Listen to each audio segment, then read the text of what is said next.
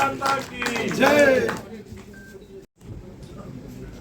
कार्यकर्ता बंधु, मंच पर बैठे हमारे ऑनरेबल डीएमओ में मंत्री डॉक्टर जितेंद्र सिंह जी, हमारे प्रदेश अध्यक्ष जी, राज्यसभा के मेंबर गुलाम अली खटाना जी, पूर्व में अध्यक्ष सतपाल शर्मा जी, तक उनको कभी भी अपलिफ्ट नहीं हुए, कभी किसी ने उनको दिखाने का प्रयास नहीं किया।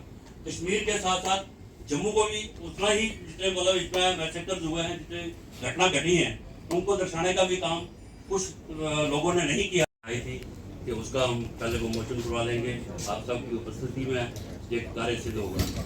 तो आज की जो किताब के लिए मैं सबसे पहले इसका विमोचन करेंगे, उसके बाद में 2 मिनट किताब प्रॉक्सी वार, और उसके बावजूद भी उन लोगों की हत्याएं हुई है, टेररिज्म के अफेक्टेड हुए हैं, तो उनको हमने एक इस किताब में डालने का प्रयास किया है। और खासकर डोडा डिस्ट्रिक्ट, पुंछ का, हिलका का, या कहीं भी जो नेशनलिस्ट लोग थे हमारे, क्या वो हिंदू थे क्या मुस्लिम थे, उन लोगों को उनकी हत्याएं हुई है।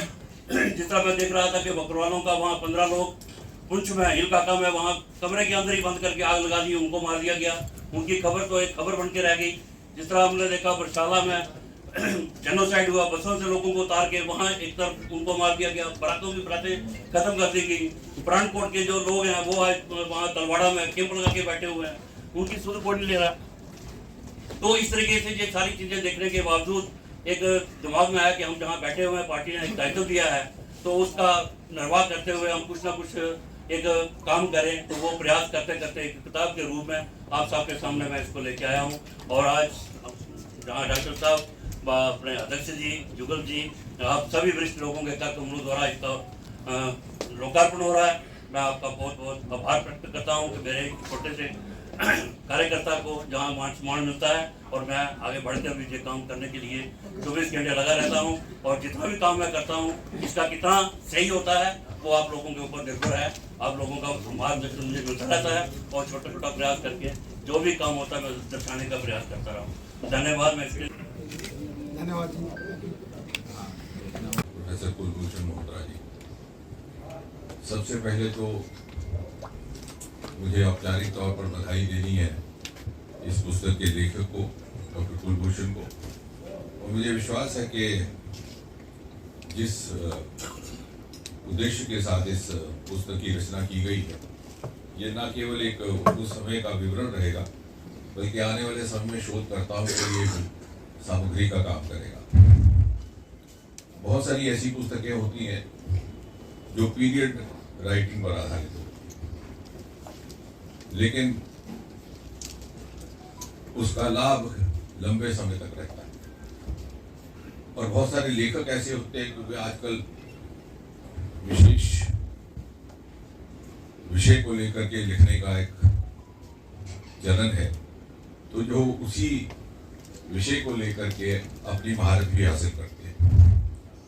उनमें से सबसे पहले शायद मुंशी प्रेमचंद थे, जिनके बारे में अभी भी कहा जाता है कि he is writing the signature of the times that he lived. यदि गोदान हो या गबन हो, ये उस समय के इतिहास को एक दूसरी ढंग से विवरित करने का प्रयास है। जहाँ तक इस ये विषय का संबंध है, जब मैंने लिखना शुरू किया था तो मुझे फोन किया, मुझे कहा कि मैं ये फॉरवर्ड लिखूं। गत 30 वर्ष मुझे लगता है कि भारत के इतिहास में और जम्मू कश्मीर के इतिहास में एक बड़ा दुर्भाग्यपूर्ण कालखंड गुजरा, और उसके हम सब साक्षी भी रहे। अब ये हमारा सौभाग्य था कि नहीं, ये तो आने वाला समय इस बात का निर्णय करेगा।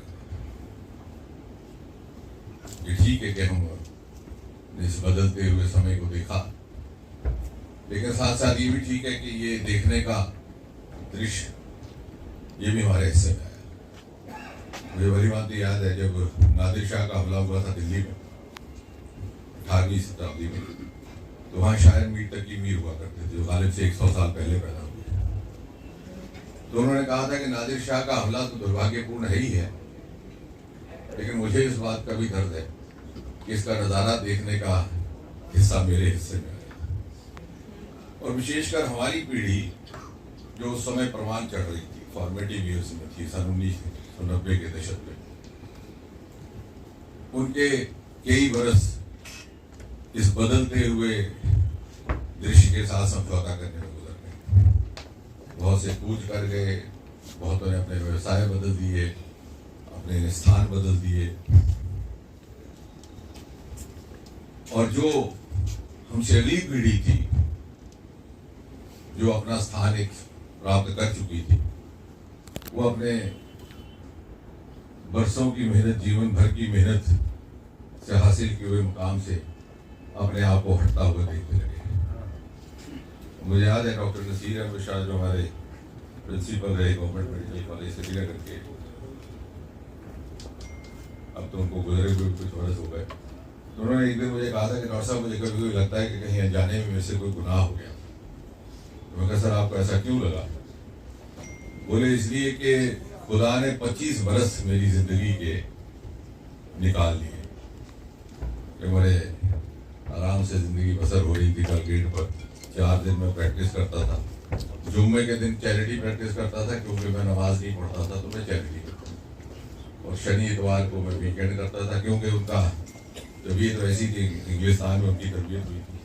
तो यकायक वो हिट लिस्ट